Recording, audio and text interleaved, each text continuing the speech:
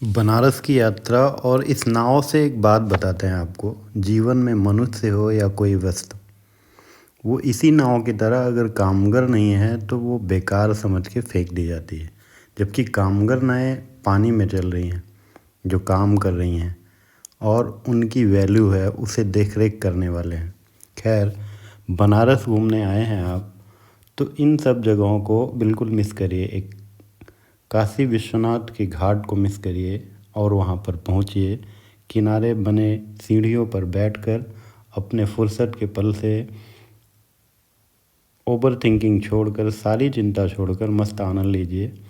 बनारस आए हैं तो एक काशी विश्वनाथ का दर्शन कीजिए। संकट मोचन धाम का मंदिर है, वहाँ जाइए।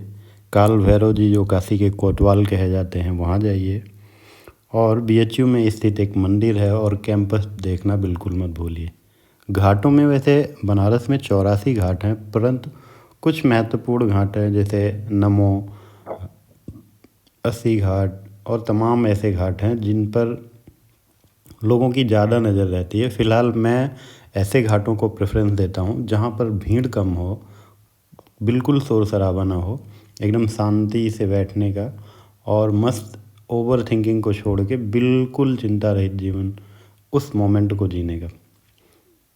तो अपने अपने विचार हैं, लोग कैसे जगहों को पसंद करते हैं। मैं उन 84 घाटों में अस्सी घाट, नमो घाट और ये जो घाट जहाँ पर ओवर क्राउडेड माहौल होता है, मैं बिल्कुल नहीं पसंद करता।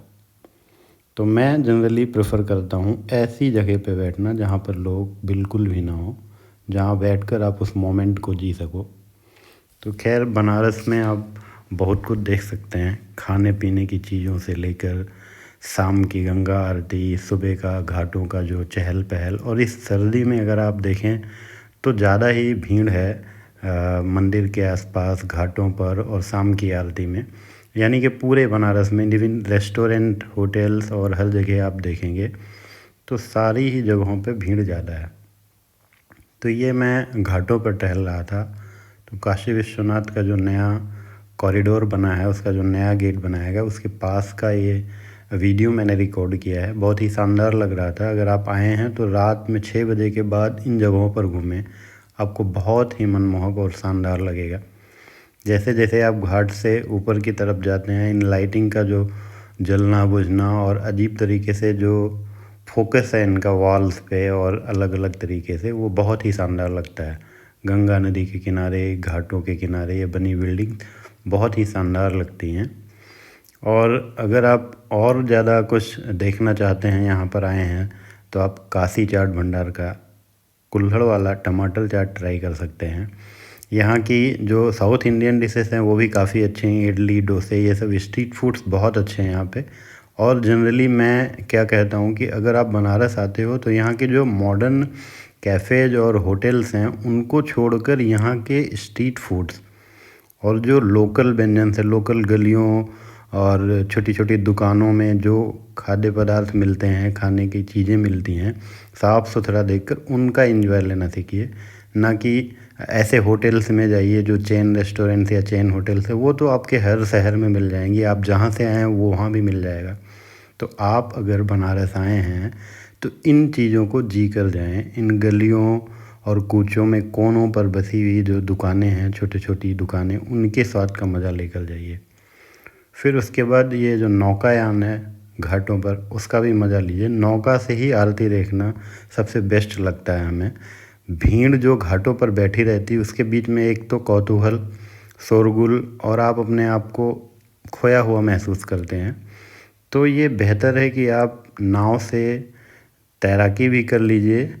और अगर आप बाहर से आए हुए हैं और बहुत समय नहीं है तो आप छोटी सी भी ट्रिप ले सकते हैं नाव की। बाकी जो लोग घाट पर बैठकर भी वो संध्या की आरती देख सकते हैं।